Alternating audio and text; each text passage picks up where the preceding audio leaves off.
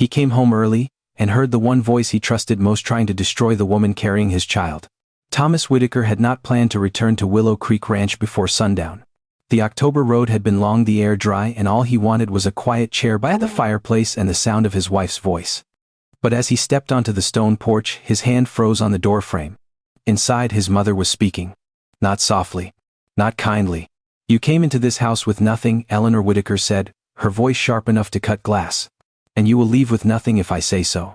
Thomas stopped breathing. Across the room stood Clara, his young wife, one hand pressed protectively over her pregnant belly.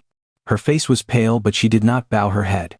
She looked small beneath the weight of Eleanor's words, yet something in her eyes refused to break. "You don't belong to this family," Eleanor continued. "And neither does whatever you're carrying." The words struck Thomas harder than any fist ever could. For years he had believed his mother was stern but fair. A woman who had held the ranch together after his father died. A woman who knew every acre, every worker, every debt, every secret. But standing there in the shadow of his own doorway, Thomas realized this was not just cruelty. It was fear. And buried beneath that fear was a truth his mother had spent 25 years hiding. Thomas stepped into the room before he could stop himself. Eleanor turned at the sound of his boots on the wooden floor. For the first time in his life, Thomas saw fear cross his mother's face before she had time to hide it. Clara's eyes lifted to him. She did not run into his arms. She did not cry out. She only stood there with one hand over her stomach as if protecting the baby from words that had already done enough damage. "What did you just say to her?" Thomas asked. The room went still. Eleanor straightened her back the way she always did when she wanted the world to remember who she was. "This is between women," she said coldly. "You should have stayed on the road until supper." Thomas looked at Clara, then back at his mother. "No, not this time." Those 4 words changed the air in the house. For nearly 40 years, Eleanor Whitaker had ruled Willow Creek Ranch with a hard hand and a quiet voice. She knew how to make people obey without raising a finger. She knew which debts to mention, which favors to remind them of, which wounds to press until a person stopped asking questions. Thomas had seen it all his life and called it strength. Now, for the first time, he wondered how much of that strength had been built on someone else's suffering. Clara swallowed. Her voice came out soft but clear. "She told me my mother had no right to speak of this land." Thomas frowned. "Your mother?" Eleanor's face hardened. "That woman is dead. Let the dead stay dead." Clara reached for the faded blue shawl folded on the chair beside her. It was the only thing she had brought from her old life that Eleanor had never been able to take away. Its edges were worn, but the stitching was delicate, careful, almost sacred. "My mother said this shawl belonged on this ranch before I ever did," Clara said. "She said there were papers once. Papers with her family name on them." Thomas turned slowly toward Eleanor.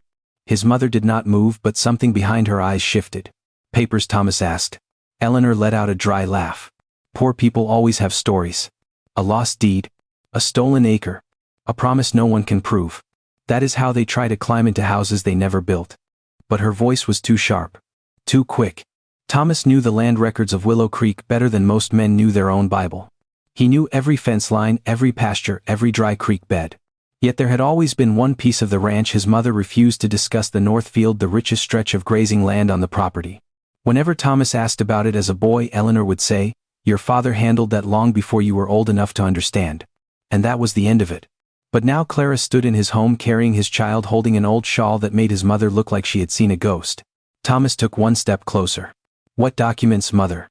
Eleanor's jaw tightened. For a moment no one spoke. Outside, the wind dragged dust across the porch. Somewhere in the distance, a gate banged against its post again and again.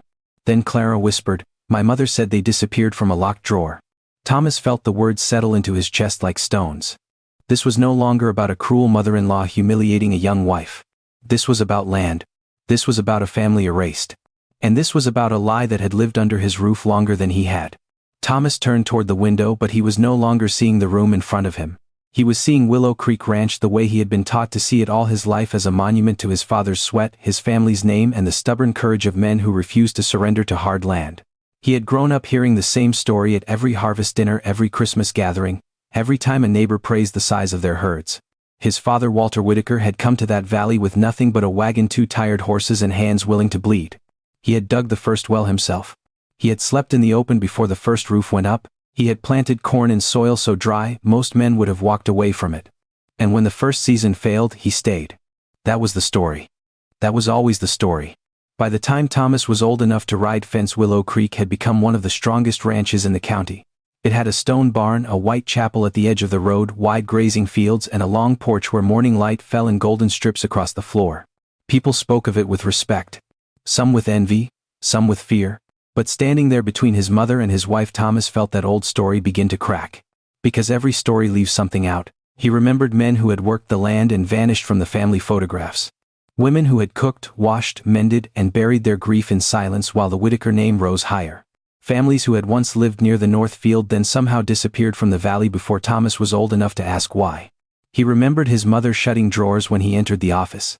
He remembered his father's face going dark whenever the old boundary lines were mentioned. At the time, those moments had seemed small. Now they felt like warnings. Clara held the blue shawl tighter against her chest. "My mother never said your family stole everything," she said. "She only said the truth was buried here." Eleanor's eyes flashed. "Your mother filled your head with poison." "No," Clara whispered. "She filled my hands with proof." Thomas looked at the shawl again. For the first time he noticed the pattern stitched along its border. It was not just decoration. It was a line of symbols, tiny and precise, repeated like a prayer. A creek, a hill, 3 mesquite trees, a small cross, the North Field. His breath caught. He had ridden that field 1,000 times. He knew the bend of the creek, the rise of the hill, the 3 old trees standing like witnesses near the stone fence. And just beyond them stood a weathered wooden cross no one in the family ever touched. Thomas had once asked who was buried there. His mother had answered, no one important. Now the words came back like a slap. For years Willow Creek had looked solid stone timber cattle land. But beneath it all something had been hidden. Not just papers. Not just a claim. A life. A family. A woman pushed out of the place that might have saved her. And suddenly Thomas understood that the ranch he loved had not been built only with pride and labor. It had also been built with silence. Eleanor Whitaker did not look away from the shawl. For one terrible second the room showed Thomas the truth before his mother could cover it. Her face, usually firm as stone, lost its color. Her fingers tightened around the back of the chair until the joints stood white beneath her skin. Then just as quickly the old Eleanor returned. She lifted her chin.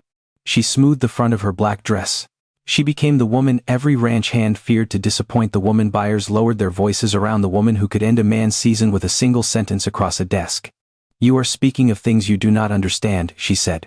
Thomas had heard that tone his whole life. It was the tone she used when a worker asked for more pay. The tone she used when a neighbor questioned a fence line. The tone she used when Thomas as a boy wondered why some families left the valley with their wagons half-packed and their heads down. It was not anger. It was control. Eleanor had not been born into comfort. Thomas knew that much. She had told him often enough. Her childhood had been hunger, debt, and shame folded into one long memory. Her father had died owing money. Her mother had taken in washing until her hands cracked open. Eleanor had grown up watching women lower their eyes to people with land, people with names, people who had enough grain stored away to survive a bad winter. And she had made a vow, though she never spoke it aloud. Never again. Never poor again. Never powerless again. Never the woman standing at someone else's door asking for mercy. At first that fear had made her strong. It made her rise before dawn, count every sack of seed, question every receipt, and learn the value of a steer by the way it walked across a pen. After Walter Whitaker died, she held Willow Creek together when men expected the ranch to fall apart. She bargained harder than any man in the county. She knew when to sell cattle and when to hold them. She knew which pasture could survive a dry summer and which creek would fail first. People respected her. But respect had never been enough for Eleanor. She needed obedience. She needed every room to bend toward her will. She needed every person under that roof to remember who allowed them to stay. And when Clara entered the ranch with her quiet voice, her worn blue shawl, and nothing to her name but patience, Eleanor had seen more than a poor young wife. She had seen a threat. Not because Clara was loud. Not because she demanded anything, but because she carried herself like a woman who still had dignity after the world had taken everything else. Eleanor could crush pleading. She could silence anger. But dignity made her afraid. Thomas saw it now. His mother had not hated Clara because she was weak. She had hated her because she was proof that a person could have nothing and still refuse to be owned. Eleanor stepped closer to Clara, her voice low. "That shawl will bring you nothing but pain." Clara's hand moved again to her unborn child. Thomas placed himself between them. For the first time his mother looked at him not as a son but as an obstacle. And for the first time Thomas let her see that he would not move. Thomas had never thought of himself as a coward. Men in the county called him fair. Ranch hands trusted his word. Buyers knew that if Thomas Whitaker shook a man's hand the deal was as solid as ink on paper. He rose before sunrise, rode the pastures himself, checked on sick cattle before breakfast, and remembered the names of every worker's children. He did not drink too much. He did not boast. He did not take what he had not earned. But standing between his mother and his wife, Thomas felt a harder truth open inside him. A man could be honest in business and still be dishonest in his own home. Because for years he had seen pieces of Eleanor's cruelty and looked away. He remembered the tenant family that left when he was 22. Their daughter Grace had smiled at him from across the churchyard for nearly a year. She was kind, bright-eyed, and poor. Thomas had thought about marrying her, though he had never said the words aloud. Then suddenly her father lost the lease on the small field they worked. Within a week, the family packed everything they owned into a wagon and left for the city. Thomas had asked his mother only once, "Did we have to push them out?" Eleanor had not raised her voice. She had simply looked at him over her account book and said, "A man who means to run land cannot afford soft questions." And Thomas had accepted that answer because accepting it was easier than knowing what kind of woman his mother might be. That was how she had trained him. Not with beatings. Not with shouting. With silence. With clipped sentences. With a look that made disagreement feel like betrayal. Eleanor never begged him to obey. She only made disobedience feel impossible. So Thomas learned to work hard, speak little, and avoid the doors his mother kept closed. Now one of those doors stood open. Clara watched him carefully, as if she understood that this moment was not only about defending her. It was about whether Thomas would finally become the man everyone already believed him to be. Eleanor saw the struggle in his face and tried to use it. "Thomas," she said, softening her voice, "you are tired. You have been on the road all day. This girl is filling your head with old grief and village gossip. You know me. You know what I gave up for this ranch. You know what I sacrificed for you. For you." Those two words had chained him all his life. Thomas looked around the room, the polished table, the locked cabinet, the portraits on the wall, the heavy curtains. Clara had never been allowed to choose. Everything in that house carried his family name, yet suddenly it felt less like a home and more like a courtroom where only one woman had ever been allowed to speak. "I know what you built," he said quietly. Eleanor's eyes softened with victory. Then Thomas finished. "But I don't know what you buried." The words landed between them like thunder. Clara's breath caught. Eleanor's face hardened again, but this time Thomas did not shrink from it. He had spent his whole life mistaking peace for goodness, silence for respect, obedience for love. But peace built on fear was not peace. Respect demanded by cruelty was not respect. And love that required blindness was not love at all. He turned to Clara. "Tell me everything your mother told you." Eleanor took one sharp step forward. "You will not bring that dead woman's lies into my house." Thomas faced his mother fully. For once he said, "This house is going to hear the truth." Clara lowered her eyes to the blue shawl, and for a moment the hard room seemed to fall away. She was no longer standing inside Willow Creek Ranch under Eleanor Whitaker's roof with her husband waiting for answers and her mother-in-law watching her like a judge. She was back in the little town where she had learned to survive with a needle in her hand and patience in her bones. Clara Bennett had not been raised around polished tables or silver candlesticks. She had grown up in a narrow house at the edge of a dusty main street where the roof leaked in spring and the winter wind found every crack in the walls. Her mother, Rose Bennett, had once been strong enough to work from sunrise until the candle burned low. But by the time Clara was old enough to remember clearly, Rose's eyes had begun to fail. Thread blurred, needles slipped. Fine stitches became painful labor. So Clara learned. She learned to sit beside her mother and pull colored thread through cotton until her fingers ached. She learned which patterns sold best at church fairs, which women paid on time, and which ones smiled sweetly while asking for a lower price. She learned to mend men's shirts, hem Sunday dresses, and embroider handkerchiefs for people who never asked how long it took to make beauty look effortless. There had never been much money. But there had been dignity. Rose taught her that poverty could empty a cupboard, but it did not have to empty a person. "Keep your hands honest," she would say. "Keep your back straight. And never let anyone convince you that being poor means being less." Clara had carried those words into every hard season. She carried them when her mother grew too weak to stand at the market stall. She carried them when neighbors whispered that a girl with no dowry had no business dreaming of marriage. She carried them when Thomas Whitaker first stopped beneath the canvas tent at the county fair, pretending to admire a tablecloth he clearly did not need. Clara remembered that day now. He had stood awkwardly in front of her, work hat in hand, a quiet man surrounded by noise. Other men looked at the price. Thomas looked at the stitching. He asked who had made it, and when Clara said she had, he touched the edge of the cloth with a careful respect that made her chest tighten. The next day he came back. And the day after that. Their letters were simple at first. Weather, work, family. Then slowly, carefully they became something more. Thomas never wrote pretty words he did not mean. Clara never answered quickly just to please him. She wrote slowly, honestly, each sentence shaped like one of her stitches. When Rose met him, she had studied his face for a long time from her chair by the window. "Take care of my daughter," she had told him. "She is the only treasure I have left." Clara had not understood then why her mother's voice carried so much sorrow. Now she did. Her mother had not only been giving her away, she had been sending her back to land that remembered her family, back to a house that had taken something from them, back to the very woman who had hoped the Bennett name would disappear forever. Clara looked up at Thomas, her eyes shining but steady. "My mother never wanted revenge," she said. "She only wanted the truth to outlive her." Thomas listened without interrupting, but Eleanor's mouth tightened with every word Clara spoke. It was not only the truth she hated. It was Clara's voice.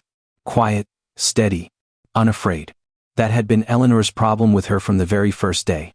When Clara arrived at Willow Creek Ranch as Thomas's wife, she had come in a plain traveling dress carrying one small trunk and the old blue shawl folded over her arm.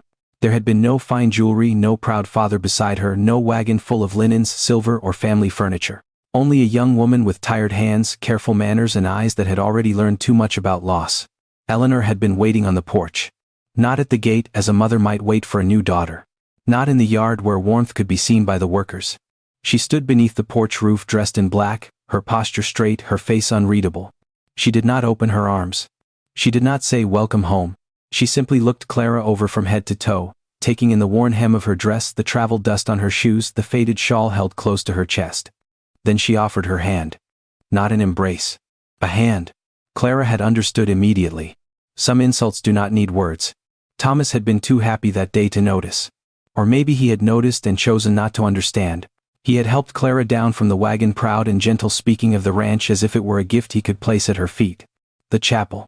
The stables. The orchard. The long pasture beyond the creek. But Eleanor watched Clara the way a banker watches a bad debt. At supper she seated Clara beside Thomas but spoke around her. She asked the cook whether there was enough bread, asked the foreman about the fence repairs, asked Thomas about cattle prices. Not once did she ask Clara if she was tired from the road. Not once did she ask whether she needed anything. When a ranch hand came to offer congratulations, Eleanor introduced her as Clara. Just Clara. No Mrs. Whitaker. No my son's wife. No place in the family name she had just taken at the altar. Clara remembered the pause that followed. The ranch hand had glanced at Thomas, unsure what to say. Thomas had smiled politely, missing the cruelty hidden in plain sight. But Clara had not missed it. From that day on, Eleanor made sure every room reminded Clara she had entered as an outsider. The best linens stayed locked away. The household accounts were discussed only after Clara left the table. When neighbors visited, Eleanor mentioned Clara's sewing as if it were a charming little habit, never a trade that had kept her and her mother alive. And always the same message lay beneath every polite sentence. You came from nothing. You brought nothing. You are nothing here unless I allow it. Now, standing in that same house months later, pregnant and trembling but unbroken, Clara finally saw the fear behind the judgment. Eleanor had not rejected her only because she was poor. She had rejected her because Clara's very presence threatened the story Eleanor had spent a lifetime protecting. Thomas turned toward his mother, shame darkening his face.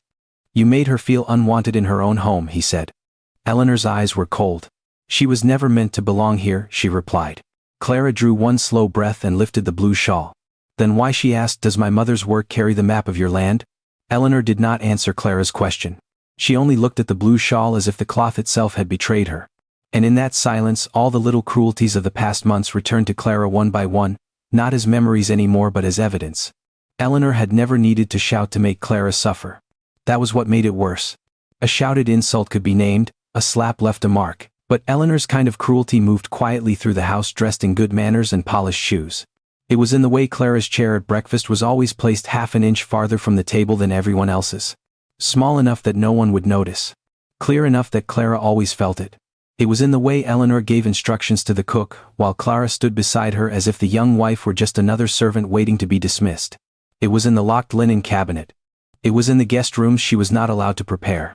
It was in the account books Eleanor closed whenever Clara entered the office, though Clara had balanced market money since she was 12 years old and could count faster than most men at the cattle yard. At church, Eleanor would sit in the front pew beside Thomas, leaving just enough space for Clara to feel invited and unwanted at the same time. When neighbors greeted them, Eleanor smiled with perfect grace and said, "This is Clara, Thomas's wife," in a tone that made the words sound temporary. As if Clara were a passing season. As if she would be gone by winter. Thomas had seen some of it. Clara knew he had. A glance. A pause. a flicker of discomfort across his face. But each time, Eleanor would shift the room back into order with one calm sentence and Thomas would let the moment pass. Clara had told herself patience was strength. She had told herself that love meant enduring what could not yet be changed. Then the child came tiny and unseen beneath her heart and everything became harder to bear. Because Eleanor did not only reject Clara anymore, she rejected the baby too. No cradle was discussed. No room was prepared. No little clothes were taken from storage. When Clara asked which room might be best for the nursery, Eleanor had looked at her over a cup of coffee and said, "We should not decorate a house for hopes that have not yet proven worthy." Clara had gone upstairs that day and pressed both hands over her stomach until the child moved beneath her palms. That small movement had saved her from breaking. Now Thomas stood before his mother hearing the weight of every silence he had ignored. "I thought you were only being difficult," he said, his voice low. Eleanor's eyes narrowed. Thomas looked at Clara. "I thought time would soften things." Clara's face trembled but she did not look away from him. "Time does not soften a knife if someone keeps sharpening it." The words struck him deep. Outside, the wind pushed against the windows. Inside, the old house seemed to hold its breath. Thomas turned back to Eleanor. "You did not simply dislike my wife," he said. "You tried to make her invisible." Eleanor's mouth tightened into a thin line. Clara lifted the shawl again, the stitched map trembling between her hands. "But my mother left something behind," she whispered. "And now you can see me." Clara unfolded the blue shawl with both hands. The room changed as the fabric opened. It was only cloth worn thin in places faded by years of sun, smoke and careful use. The edges had softened from being held too often. One corner had been mended with thread a little darker than the rest, the kind of repair made by a woman who could not afford to replace what still carried meaning. But to Clara it had never been just a shawl. It was her mother's warmth on cold mornings. It was the smell of lavender, soap and wood smoke. It was the weight Rose Bennett used to wrap around her shoulders when she sat by the window, eyes tired, fingers still searching for work even after her sight began to fail. As a child, Clara had thought the pattern was beautiful. A creek stitched in silver blue thread. A low hill in brown. 3 dark trees. A little cross near the border. Tiny flowers tucked between the lines so delicate they seemed to have grown there by accident. Rose had never called it a map. Not when Clara was small. Back then she would only run her fingers over the stitches and say, "Some things must be remembered quietly until the right time comes." Clara had not understood. Now she did. Thomas stepped closer, his eyes fixed on the design. The longer he looked, the less he saw decoration and the more he saw land. The creek was not imagined. The hill was not invented. The 3 trees stood in the north field exactly as Clara's mother had stitched them. Even the little cross rested where the old weathered marker stood beyond the stone fence. A grave no one in the Whittaker family ever named. Thomas's voice was barely above a whisper. "She knew this place." Clara nodded. "She knew it before I did." Eleanor stood perfectly still but her silence had lost its power. Her silence no longer commanded the room. It accused her. Clara touched the smallest row of stitches along the edge of the shawl. "My mother said her mother made the first part. Then she added to it after she was forced away. She said when papers disappear, land can still remember. Hands can still remember." Thomas looked at his mother. "Forced away." Eleanor's lips parted but no answer came. The shawl trembled in Clara's hands. Not from fear this time but from the weight of everything it carried. This old cloth had crossed hunger, grief, sickness and years of being dismissed as nothing more than a poor woman's keepsake. It had slept beside Rose Bennett through her final winter. It had covered Clara's shoulders on her wedding day when Eleanor refused to attend. It had entered Willow Creek, quietly folded over the arm of a bride everyone thought had brought nothing. But Clara had brought the one thing Eleanor could not destroy. Memory. "My mother told me never to sell it," Clara said. "No matter how hungry we were. No matter how desperate. She said one day someone would look at it and understand." Thomas reached toward the shawl but stopped before touching it as if asking permission without words. Clara gave a small nod. He laid his fingers gently on the stitched creek. For the first time in his life, Thomas felt the land beneath his family name move. Not under his boots. Under his conscience. Eleanor's eyes did not move from the shawl. At first Thomas thought she was staring at the stitched creek, the little hill, the 3 dark trees. But then he saw something stranger. His mother was not looking at the picture in the thread. She was looking at the stitches themselves. The tiny loops. The tight even chain. The old pattern worked so cleanly that each line seemed to breathe beneath Clara's fingers. Eleanor took one step forward. Then stopped. Her face had gone pale in a way Thomas had never seen before. Not the pale of anger. Not the pale of age. This was the color leaving a person when a locked door inside the past suddenly swings open. "Who taught you that stitch?" Eleanor asked.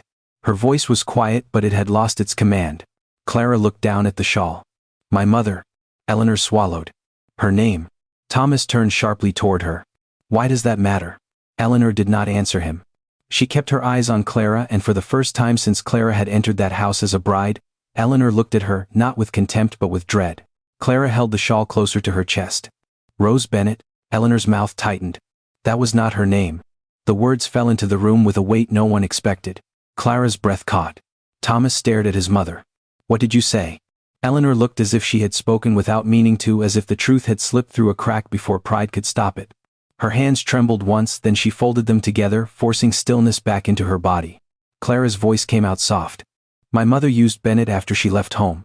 But before that, she paused as if saying the name might wake something buried beneath the floor. Before that she was Rose Callahan. Eleanor closed her eyes. Only for a second. But Thomas saw it. He saw recognition. He saw guilt. He saw 25 years of silence rise between them like smoke from a fire no one had fully put out. Clara saw it too. Her fingers tightened around the shawl until the blue fabric wrinkled beneath her grip. You knew her. Eleanor opened her eyes. I knew many people. No, Clara said. You knew my mother. Eleanor's face hardened again, but the mask no longer fit. Your mother came here with stories. Claims. Papers no one could trust. She thought a few signatures and an old family name would make her equal to people who had worked this land for years. Thomas felt something cold move through him. What papers? Eleanor's eyes flashed. Nothing that matters now. It matters to me, Thomas said. It matters to our child, Clara whispered. At that, Eleanor flinched. Not much. Just enough. The unborn child had become more than an embarrassment to her.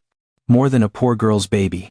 That child was blood from two families now standing on opposite sides of an old injustice. Whitaker and Callahan. The house and the woman it had pushed away. The name that had stayed, and the name that had been forced to disappear. Thomas looked at the shawl again, and suddenly it felt alive in the room.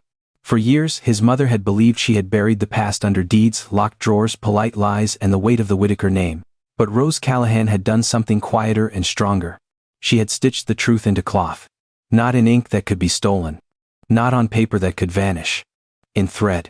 In a pattern passed from mother to daughter. Clara lifted her chin. My mother told me there were things she could not prove anymore. But she said there were people who would remember her hands. Eleanor's lips parted, but no denial came. Thomas took one step closer to his mother. His voice was low, wounded and steady. You recognized that stitch before Clara said the name. Eleanor looked away. That was answer enough. For the first time, Clara understood why Eleanor had hated the shawl from the moment she crossed the threshold. It was not because it was old. It was not because it was poor. It was because it had survived her. And now in the house that had tried to erase Rose Callahan, her daughter stood holding the proof against her heart. Thomas had never seen his mother afraid of a name before. Eleanor Whitaker had faced droughts, debts, angry buyers, sick cattle, and men who believed a widow could not run a ranch without being cheated. She had stood through all of it with her chin lifted and her voice steady. Nothing made her step back. Nothing made her look small. But Rose Callahan did. The name hung in the room like a storm cloud. Clara watched Eleanor carefully. She had spent months being measured by this woman, dismissed by this woman, wounded by this woman in ways so quiet no one else could hear them. Now for the first time, Clara saw something behind Eleanor's cruelty that looked older than pride. It looked like panic. My mother told me not everyone would remember her kindly, Clara said. But she said one woman would remember her clearly. Eleanor's eyes sharpened. Your mother should have kept my name out of her mouth. Thomas's heart tightened. That was not denial. That was confession wearing another dress. Clara stepped forward, still holding the shawl. She never spoke your name with hatred. That was what I never understood. She spoke it like a wound she had learned to live with. Eleanor gave a bitter laugh, but it broke halfway through. Rose Callahan was no saint. No, Clara said softly. She was a woman. The simplicity of it silenced the room. A woman. Not a rumor. Not a problem. Not a threat to the Whitaker land. A woman who had once stood where Clara was standing, now young and frightened with proof in her hands and no one powerful enough to protect her. Thomas looked from Clara to his mother. What happened to her? Eleanor turned toward the window. The last light of the day had faded, leaving the glass dark enough to reflect her face back at her. For a moment, she seemed to be looking at the woman she had been 25 years ago. She came here after your father bought the North Field, Eleanor said. Thomas's voice was hard. Bought it from whom? Eleanor did not answer. Clara did. From my grandfather, she whispered. But my mother said he never sold all of it. She said part of that land was promised to her. There were papers. A signed agreement. A boundary mark. Thomas remembered the old stone fence. The creek. The 3 trees. The cross. He felt the ranch beneath him shift again. Eleanor's mouth twisted. Promises are easy to claim after men are dead. My mother was alive when she came here, Clara said. And she was carrying me? The room went still. Thomas turned slowly toward Eleanor. His mother's shoulders stiffened. There it was. The hidden piece. The reason the name had frightened her. Rose Callahan had not come begging as a stranger. She had come as a pregnant woman with a claim, a memory, and a future tied to the land Eleanor wanted sealed forever. Clara's voice trembled, but she did not stop. She told me she stood in this house. She said your husband was already gone that day and you were the one who received her. She said she brought the papers in a small leather folder. Eleanor whispered, enough, but Thomas stepped closer. No. Let her finish? Clara swallowed. My mother said you took the folder to review it. She waited in the kitchen for hours. When you came back, the papers were gone. You told her there was no record, no witness, no reason for her to remain on land that belonged to the Whitakers. Eleanor's face had gone rigid. Clara's eyes filled. And then you sent her away. For a long moment, the only sound was the wind pressing against the walls. Thomas could almost see it, a young Rose Callahan standing in this same house, one hand over her unborn child just as Clara stood now. Poor. Alone. Depending on justice from a woman who feared losing even 1 acre more than she feared destroying another human life. Eleanor turned, and the anger in her eyes was real, but so was the terror beneath it. You think I had a choice, she said. I had a son to protect. A ranch to hold together. Men waiting for me to fail. Neighbors waiting to take advantage. One crack in the title, one public dispute, and everything your father built could have been dragged through court until nothing remained. Thomas stared at her. So you buried her. I protected this family. No, Clara said, her voice breaking. You erased mine. That sentence struck harder than shouting ever could. Eleanor looked at Clara, then truly looked at her, and for the first time she seemed to see not a poor young wife, not an unwanted daughter-in-law, but Rose Callahan's child standing alive in the house where her mother had been. Cast out. The secret Eleanor had guarded for 25 years had not died. It had grown. It had returned with Clara's eyes, Clara's hands, and Clara's unborn baby. And now it was asking to be answered.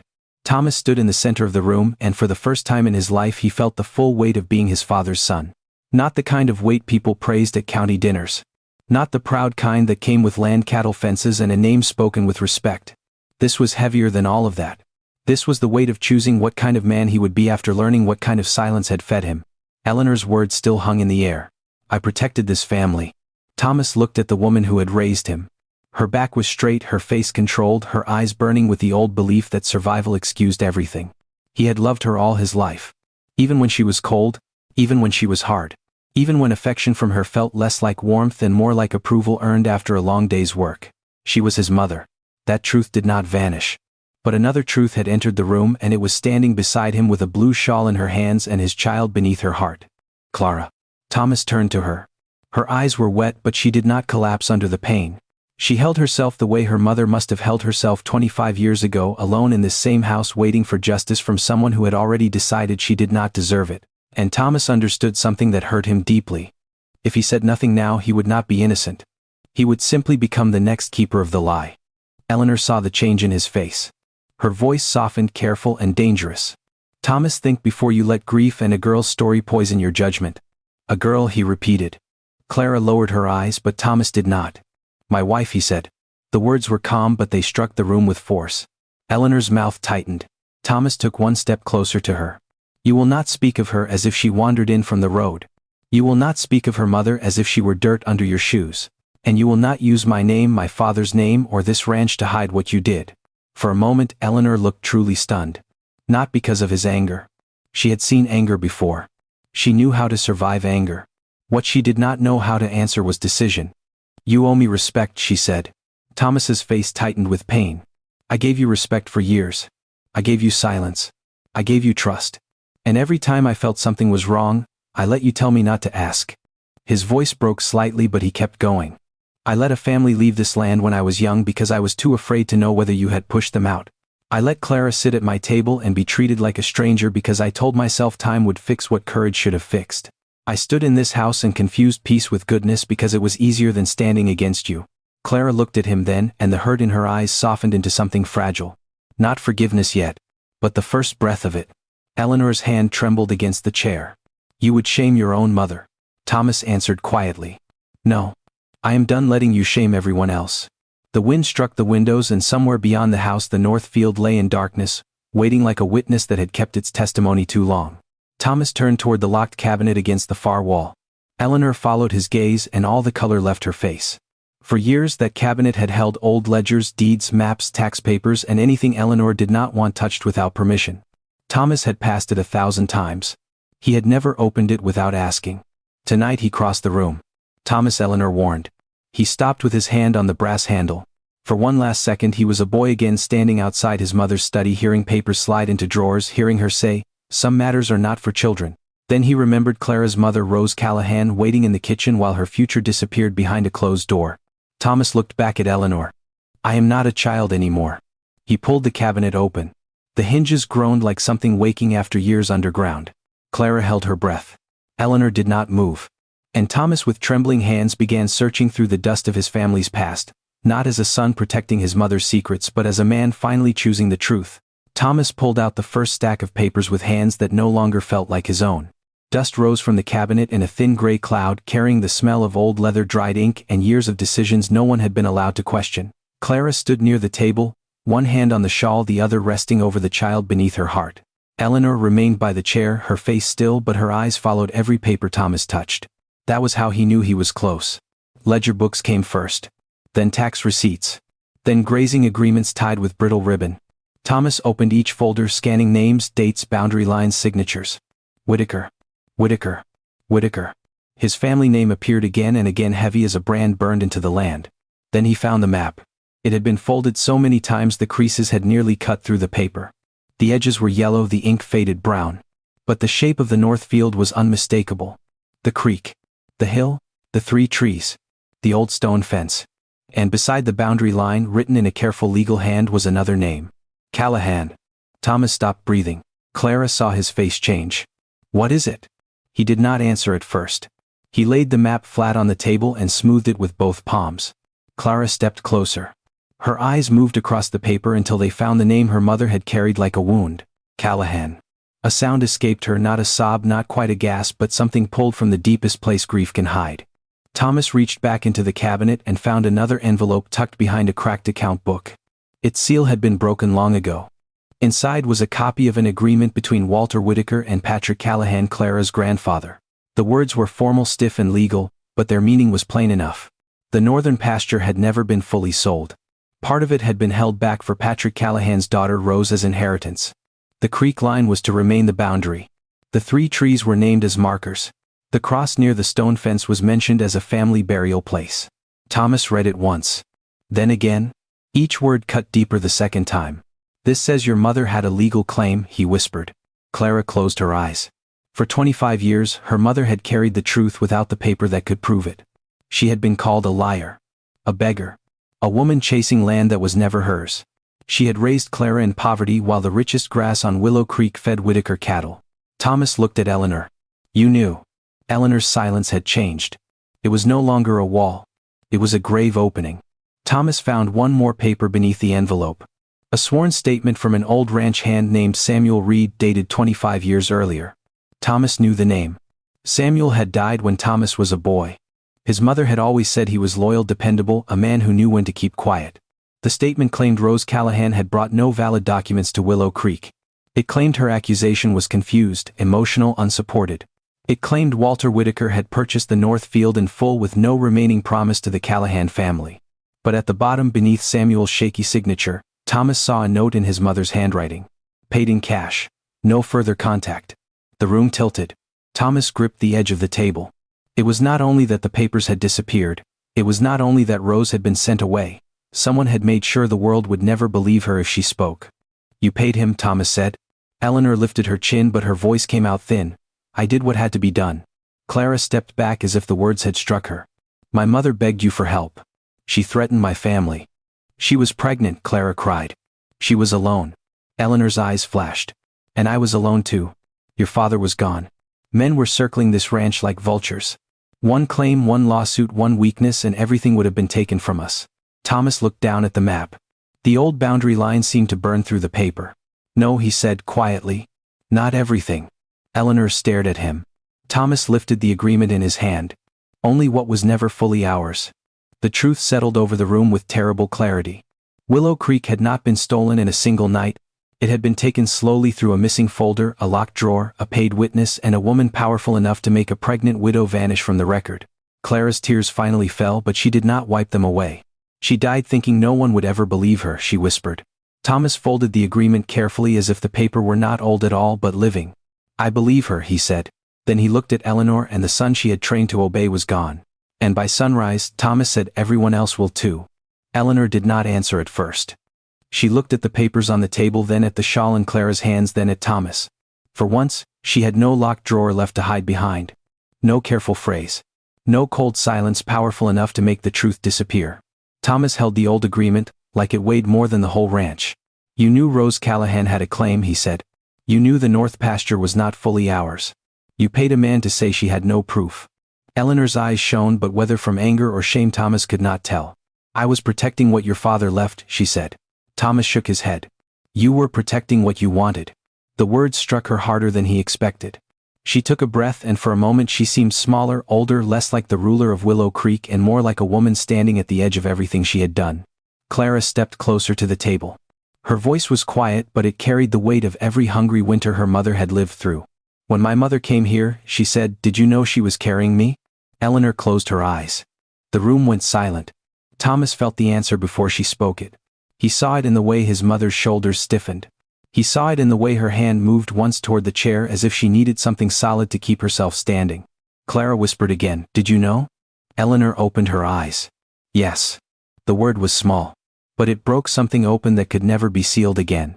Clara took one step back as if the floor had shifted beneath her. Her hand flew to her stomach, not only to protect the child she carried, but as if reaching across time to the unborn child her mother had once been trying to protect. Thomas stared at Eleanor. You knew she was pregnant. Eleanor's jaw trembled. She forced it still. She told me? And you still sent her away. She had no husband. No money. No one to stand beside her. That was why she needed help, Thomas said. No, Eleanor snapped, but the strength in her voice cracked. That was why she was dangerous. Clara looked at her as if she had never truly seen her until that moment. Dangerous, Clara repeated. Eleanor's face twisted with old fear. A pregnant woman with a land claim is not just one person. She is a future. A name that keeps going. A child who grows up and comes back asking questions. The words landed like stones. Thomas looked at Clara, and in her face he saw the answer to every fear his mother had carried. Rose Callahan's child had grown up. She had come back. She had not come with lawyers or threats or hatred. She had come as a bride carrying an old blue shawl and a heart patient enough to endure months of cruelty.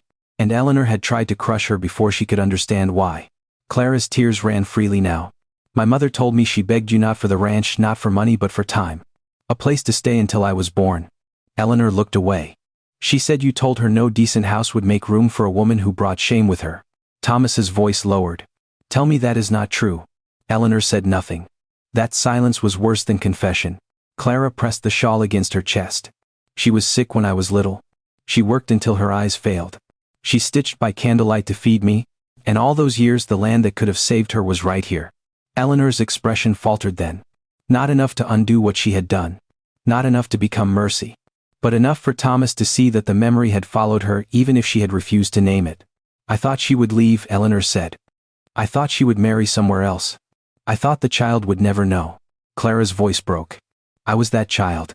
Eleanor looked at her. For the first time there was no insult in her eyes. No judgment. Only the terrible recognition of a life she had tried to erase standing before her alive, wounded, and carrying another life inside her. Thomas laid the agreement on the table between them. You did not just take land from Rose Callahan, he said. You took shelter from a mother. You took a name from a child. And now you want to take dignity from my wife. He turned toward Clara, his face full of grief. But I will not let the lie pass to our baby. Outside the wind finally died. And in the stillness that followed, Willow Creek Ranch no longer felt like Eleanor's kingdom. It felt like a place waiting for judgment. By morning, Thomas did what his mother had feared for 25 years. He opened the doors. He called the town clerk, the pastor, the foreman, and the oldest neighbors who still remembered the Callahan name. He laid the map, the agreement, the paid statement, and Clara's blue shawl across the long dining table where Eleanor had once ruled every meal with silence. No one shouted. No one needed to. The truth was loud enough. Willow Creek Ranch was not taken from Eleanor. Thomas did not throw his mother into the road or erase everything his father had built. But the North Pasture was restored in name, record, and honor to the Callahan line. Clara's mother Rose was no longer spoken of as a liar or a desperate woman chasing land. Her name was entered where it always should have been. And when Thomas placed his hand over Clara's, he made one promise. Our child will inherit truth, not shame. Eleanor stood alone by the window watching the north field glow under the morning sun. For the first time the land looked less like property and more like judgment. The lesson is simple but it cuts deep. A lie can build a house but it can never make it a home. Power may silence people for years but dignity has a way of surviving in a name, in a memory, in a mother's love, even in a faded blue shawl. If this story touched your heart, tell us in the comments. Have you ever seen the truth come out after years of silence? And don't forget to subscribe, because the next story may remind you that justice does not always arrive fast, but when it comes, it changes everything.